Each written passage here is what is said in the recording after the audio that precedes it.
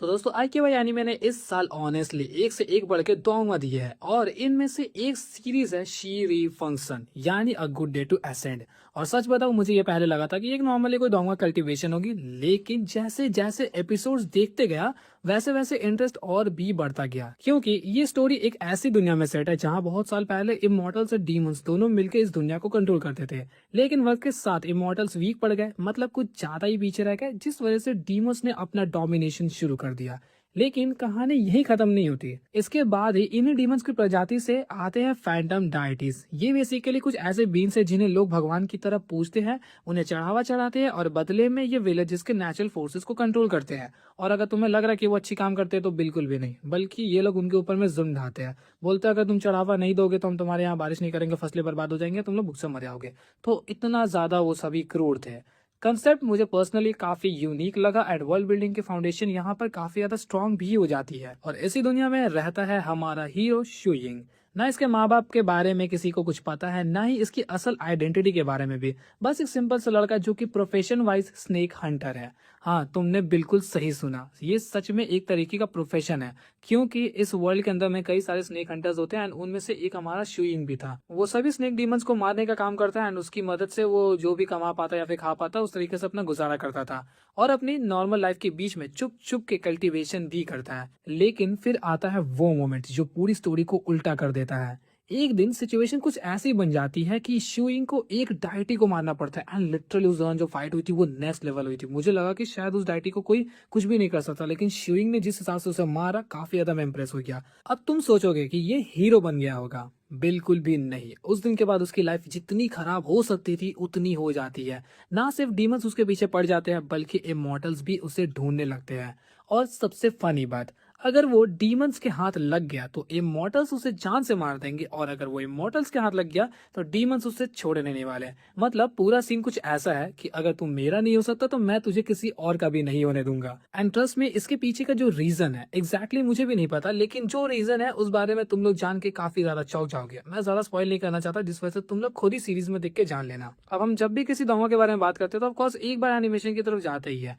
IQI ने honestly इसमें काफी अच्छा काम किया है। एनिमेशन काफी स्मूथ है, इफेक्ट्स क्लीन है और फैंटेसी वर्ल्ड का एटमॉस्फेयर बहुत अच्छा फील होता है। मुझे पर्सनली पूरा एनवायरनमेंट देखकर एक गेम वाली वाइब आ रही थी।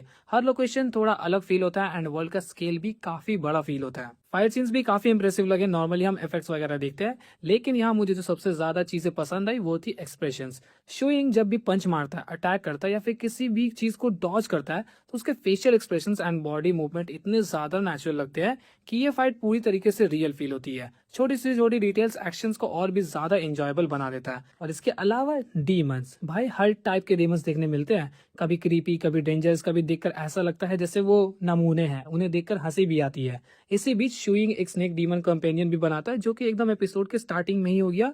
एंड ऑनेस्टली मुझे इन दोनों की केमिस्ट्री काफी पसंद आई। बीच बीच में जो इसकी हरकतें और जोक्स वगैरह होती है वो पूरे सीरियस एटमोस्फेयर को हल्का कर देती है। बात करें हमारे मेन हीरो शुइंग की, तो ये कैरेक्टर मुझे काफी हद तक अच्छा तो नहीं लगा, लेकिन ठीक ही ठाक है। स्टार्टिंग में वो एक नॉर्मल और थोड़ा सा कॉशियस लड़का था, कभी कभी डरपोक टाइप का भी फील होता है। मतलब पूरी तरीके से डरपोक नहीं कह सकते, बल्कि दूसरे के मामले में नहीं पड़ने वाला।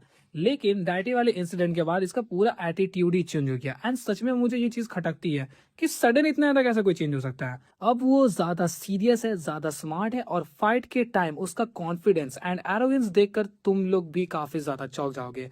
सीरियसली उसका फाइट मोड अलग ही लेवल पर होता है। लेकिन इस दोंगा की सबसे इंटरेस्टिंग चीज है इसकी मिस्ट्री, मतलब हमारे मेन हीरो की मिस्ट्री। अभी तक सीरीज में बढ़ते हुए क्वेश्चन चल रहे हैं। पहला, शोइंग असल में है कौन, एंड दूसरा, इमॉर्टल्स एंड दोनों इसके पीछे आखिर क्यों पड़े हुए हैं। यहाँ तक कि कुछ मोमेंट्स में शोइंग खुद की आइडेंटिटी को लेकर भी कंफ्यूज हो जाता है, और मुझे पता है उसकी आइडेंटिटी इतनी जल्दी रिवील नहीं होने वाली, काफी लंबा टाइम है, जैसे हमारे tales of herding the gods के किन्मू के साथ में चल रहा है।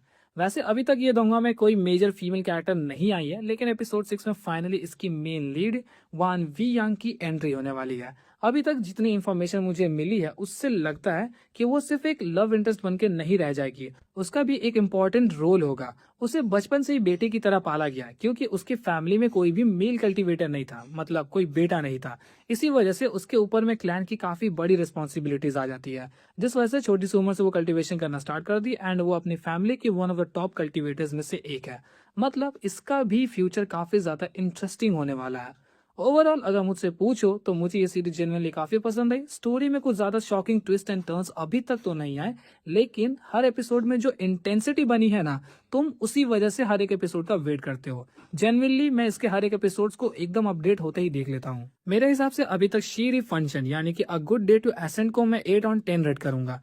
अब तुम लोग कमेंट्स में बताओ, क्या तुमने ये दोंगा देखना स्टार्ट कर दिया है? और अगर देखा है तो तुम्हारे हिसाब से सबसे बड़ा मिस्ट्री क्या था, शूइंग की आइडेंटिटी या फिर इमॉर्टल्स और डीमंस के बीच का वो लफड़ा? वीडियो पसंद आई हो तो लाइक जरूर करना, चैनल को सब्सक्राइब भी कर देना एंड अपने दोंगा वाले दोस्तों को शेयर भी कर दो ताकि वो इस नई दोंगा को ट्राई कर सके। मिलते हैं नेक्स्ट वीडियो में, तब तक के लिए गुड बाय।